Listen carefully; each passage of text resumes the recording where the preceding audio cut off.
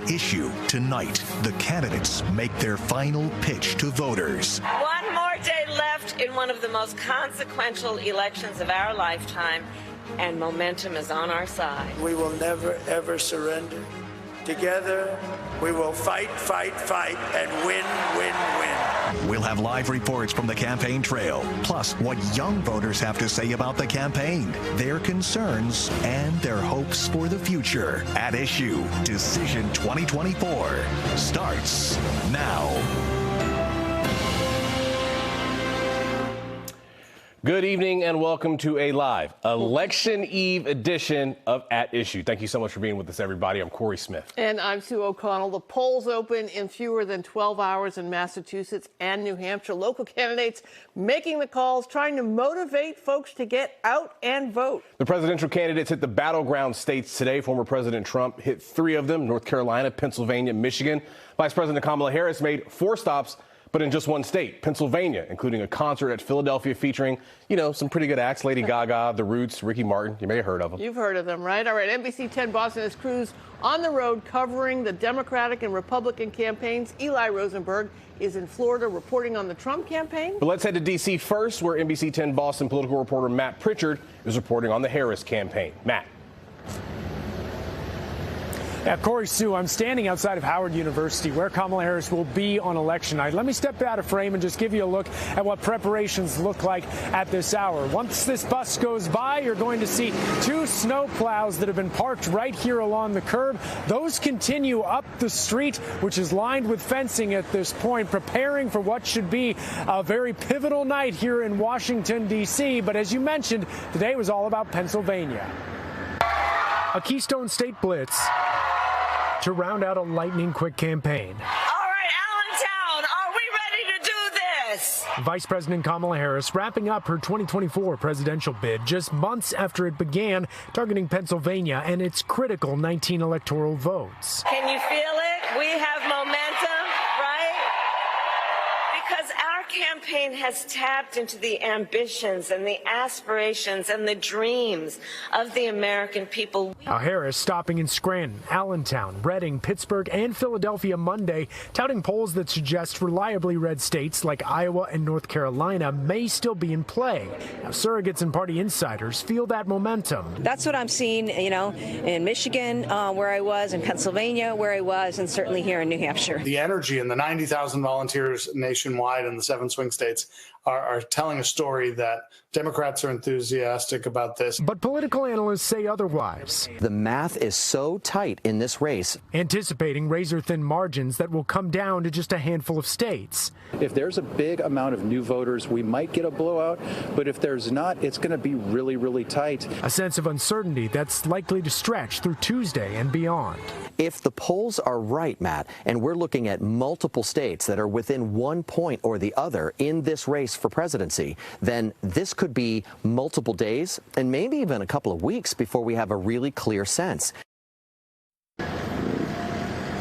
Scott is really speaking to what a lot of people in the country are thinking about. Obviously, we know that Kamala Harris and Donald Trump both have seen these same polling data. They are each concerned about how tight this might be. Perhaps maybe they can come out with a blowout win. Everyone's waiting to see what is going to take place. For our part, we'll be here in Washington, D.C. tomorrow to watch it in the Kamala Harris Watch Party. Corey, Sue, back to you. All right, Matt Pritchard live for us in the nation's capital at Howard University. Matt, we appreciate it. All right, let's go south now to look at the Republican ticket. NBC 10's Eli Rosenberg is in Palm Beach, Florida, where tomorrow night the former president will watch results. He's got the latest on the Trump campaign. Hello, Eli. Hello, Sue, and in so many ways it really does come down to this. We're clearly in Florida. The former president right now is not. He is in Pittsburgh addressing thousands in an arena there. Then it's off to Michigan tonight for the final rally of this campaign season. This really is the final push in the final hours. He owns the original. Connecticut native Joseph Barucki putting his paintbrush where his vote is, painting these portraits and murals of former President Donald Trump. He's a leader. He's a real man. He's, like he's Superman. He can do anything. Barucki lives down here now and says as much as he supports the former president, he has no idea what the next 24 or so hours will hold. Naturally, like everybody else, I'm nervous about this because you don't know what's going to happen, really. I know who I want to win, but you don't know. You see what the people think. But we have to turn out and vote tomorrow. We're going to vote. Looking to lock up those final votes, former President Donald Trump spending today hitting 3 battleground states, starting in North Carolina. Then he was off to Pennsylvania before a late-night rally tonight in Michigan. If we get everybody out and vote, there's not a thing they can do. And Trump's running mate, J.D. Vance, hitting Wisconsin. The finality of it all appearing to sink in. The energy is extremely important. There are still a lot of people who haven't voted. Wendy Wakeman is a Massachusetts Republican political strategist. Says the Trump campaign appears to be hitting a good balance and delivering its closing message. If people feel as though the race is over and our candidate has lost, they don't bother showing up at the polls. Back in Palm Beach, Baruchi says he is prepared to paint an election win for his preferred candidate. He's got a vocabulary, an unending vocabulary. His IQ is through the roof, and he's for the people.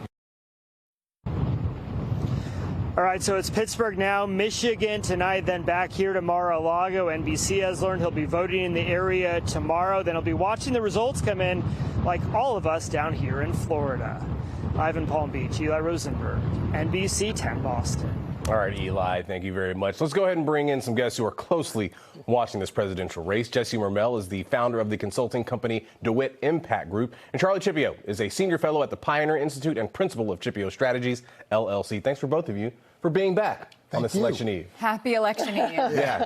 Happy. We'll find How out. about it is election It eve? is. Let's leave it there. Yes. All right, Jesse, you were in the battleground state of Pennsylvania. You were canvassing for the Harris campaign in Scranton, where I think there's some president is from. Yes. Joe Biden, I think. There are rumors about that. All right, tell me what you heard the voters telling you. What did you take away from your experience? Oh, my goodness. So first of all, I have to say, I grew up outside of Scranton, the second most famous Democrat, of course, to come out of the Northeast Pennsylvania area, and brought 160 Massachusetts volunteers to Scranton for the weekend to knock doors, and unquestionably close. But the thing I heard from voters that I was most excited about, and honestly a little surprised, was when you get outside of Scranton to the more rural places, Democrats emerging. These are places where you might not want to be an outward-facing Democrat, and people are coming out of the shadows. I know that sounds dramatic, but it really is true.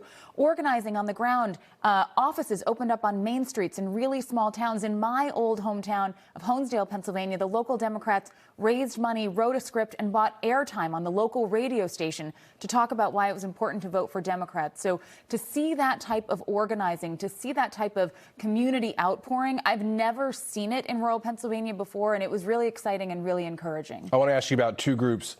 Did you talk to anybody who was Republican who said that they were going to vote for Kamala Harris, and what sort of sense did you get from the women of Pennsylvania who you did interface with? Yeah, I didn't talk to any Republicans, but a few people in my group. Okay. Or I'm sorry. You asked Republicans voting for Harris. Yes. Yes, a few people in my group did, absolutely. I think the more interesting experience, and I had a door that I knocked on like this, knocked on a door, the husband answered. The woman, the wife, I'm assuming it was his wife, was standing back a little bit by their staircase, and he said, "We're voting for Trump." And she made eye contact with me and shook her head a little bit. And I didn't say anything because I didn't want to create any sort of situation at home. But she gave me that look like, no, not we. He is voting for Trump. I am voting for Kamala. Yeah, I think that can be symbolic of something we may see a lot of tomorrow. I think you're right. I think there's a lot of women who are not going to go through the hassle of actually coming out and saying it, who are going to quietly go to the polls and vote for Kamala. You know, Charlie, that's kind of the difference. I know in my household growing up, sometimes there'd be a spite vote. Like one of my parents would vote against the other candidates just because it wouldn't matter to zero out his or her. Yeah. But this has a different kind of tone to it than that, right? Yeah. Well, I mean, how can you not? How can it not? I mean, look, I mean, say what you will about Donald Trump, and perhaps that person, the artist we just saw, thinks differently. But, you know, this guy is a misogynist for the ages. I don't know how you can say the things he says and act the way he does without it having some kind of a backlash. Well, this is the question I've been asking around the office. The weekend has just finished, right? And the most important weekend in the campaign. And Trump has had this negative rhetoric, this violent rhetoric, this threatening rhetoric. Could that work? Who is he talking to? How does that benefit his campaign? Am I missing something? Well, I'll tell you what. I do think that to a point it works. I mean, I know people in my family that it works for. But I also think that we'll make some news here tonight. He's not terribly regulated. And, I think that it gets to a certain point when he starts really going to the edge and talk about, Liz Cheney getting shot and things like that. I think it gets to the point where it does not help. And I think that is one of the reasons why, regardless of what happens tomorrow, clearly we're seeing the late vote breaking Harris's way from everything that we can make out. I think one of the audiences perhaps for that type of rhetoric is that sort of UFC sort of macho male, the Hulk Hogan sort of vein. And we know that he is trying to really drive out younger white men. Absolutely. But I would venture a guess that those folks probably aren't in it as much as we are, and they're just getting these things through their algorithms on TikTok and X. And most of what you saw over the weekend were some of the sort of darker moments that he had and some of the more stranger ones with the microphone, if you saw that on Friday night. Yeah. Do you think that could ultimately backfire in terms of how that information is getting digested by that voter? You took the words out of my mouth, and not just by that voter, but by other voters, because what he's doing is so extreme. It's making the news. It's getting sent around the internet, not just if your algorithm is what, a 21-year-old white dude is going to get. Other people are seeing it. And that's part of what I think Charlie was talking about, the backfiring, the fact that women are seeing that and saying, absolutely not. Not someone who's been held liable for rape, not someone who said what he said about what he thinks he can grab back in 2016, not someone who said all of the horribly sexist, misogynistic, racist, ableist, homophobic, you name it, things. Women are going to stand up. And so he's playing a game. He's taking a risk. He might wind up mobilizing a fair number of those, younger, largely white male voters. I think he's going to mobilize more women who see it and are ticked off. Case in point, we got some data from the Secretary of State's office in Michigan. I believe we have the tweet that she sent out showing exactly who has come out to early vote. And this here is important. These are folks who did not vote in 2020, about 491,000 of them. And you see there the gender gap that we've seen, 55 to 45 women over men, 18 to 21-year-olds, 136,000 of them, 73,000 22 to 30-year-olds. And here's a strange one, 106,000 over 60 who did not vote in 2020. Charlie, does that get to that sort of, he's driving these audiences out, and perhaps they're not going to turn for him in the end? I think that is pretty clear in terms of what's happening. If it continues to look at like that, that is not a good sign for Trump, clearly. Jesse, based on your experience, the candidates are all over everywhere, all over the swing states, including some in New Hampshire. Vance was in New Hampshire over the weekend. Right. What can we glean from the fact that all the candidates are everywhere the day before the election? That everyone has multiple paths to get there. I think Kamala Harris to the 270 to the 270. Thank you. I think Kamala Harris has more paths, but they know that the route isn't set yet. And so they're going to all these places to keep all of their options open. Okay, maybe this path gets closed by 8:30 tomorrow night, but I'm going to go here so that this path over here might stay open. It is a very, very challenging statistics game. I don't envy any of the strategy teams on either side for trying to figure this out. But, I would note Trump is going to states he should not have to be going to. That was my question. Is it a sign of a winning campaign to be in New Hampshire, in New Mexico, not in Virginia? If you're Donald Trump. Not if you're Donald Trump. Well, I do wonder, though, if Vance going to New Hampshire makes them think that they have a possibility there. Or the other way to look at that is to say, okay, we heard about on Saturday, we heard about this Iowa poll, and they're thinking, okay, well, that could be 5 electoral votes that we now need to get somewhere else. So, it's some of it is clear. Other pieces of it are very hard to. All right. We'll see how it all shakes out. Charlie Chipio, Jesse Rebell. Thank you so much for being here. We appreciate it. tomorrow. All right. Yeah, absolutely. Up next, Sue hits the streets to talk with voters. Many of you are feeling anxiety about the election and what may come next, so I took the temperatures of some folks in Boston about where their heads are at. Plus, 2 local college students are going to be here to talk about the election and what they and their peers are saying about it. At Issue rolls on after this. Welcome back to At Issue. On this election eve, Sue here was itching to speak with voters about tomorrow, especially what folks are feeling. What did you find, Sue? People are ready for this to be over, Corey, but I also was wondering, where are you going to spend their election night? Where were they? Hey, what are you doing tomorrow night? You watching the election tomorrow? I guess I am. Are you excited, anxious? How you feeling? A little anxious, but can't do much besides just cast our vote and just see what happens with everyone else. Are you excited, anxious, hopeful, nervous, angry? I'm nervous. Yeah. Anxious. What am I doing tomorrow night? I unfortunately will be in rehearsal between 6 to 10, but then I'll be staying up until however long it takes. Are you one of those that watch Tuesday night, or do you go to bed and wake up Wednesday to see what happens? No, I will be not only watching, I will have like 2 different computer screens, like updating the New York Times website, updating Politico. It's absolutely, yes. How are you feeling? Nervous, anxious, excited, angry? Oh, I'm not feeling, well, ask me on Wednesday. I'm feeling cautiously optimistic. We'll see what happens. All right. What are you doing tomorrow night? You guys going to watch the election? Are you guys feeling anxious, excited, worried, scared? All of the above, probably. We'll see. I mean, we'll see what happens. Yeah. Not excited, everything else. Just anxious. Of course we're going to watch the election. Yes. Are you going to watch the election tomorrow? Yeah. Do you know what the election is for tomorrow? To vote for president. Oh, very good. What are you going to be doing tomorrow night? I've already voted. Good job. And are you going to be watching the coverage, or you go to bed? No, I'm going to watch. Yeah. A lot is riding on this. Are you feeling nervous, anxious, excited? All of the above. Some days I feel so confident, and other days I feel like, well, maybe it's not going to happen. It runs the gamut, doesn't it? All right, elections are about the future. We know that. So we thought it'd be a good idea to hear from some young people who will be living with the consequences of tomorrow's election for decades to come. Anil Kakadkar is a junior at Harvard University. He's chair of the Harvard Public Opinion Project, which runs the nation's largest poll on the political opinions and civic attitudes of young Americans. We're going to talk about some of those findings in just a minute. And Carlos Pacheco is a junior labor studies major at UMass Boston. All right, Anil, this Harvard youth poll, you spoke with 2,000 18 to 29-year-olds. Let's start with the presidential race. What are young folks feeling out there? Awesome. First of all, Corey, thank you so much for having me thanks on. For being it's here. such a pleasure to talk about the youth vote and the youth electorate.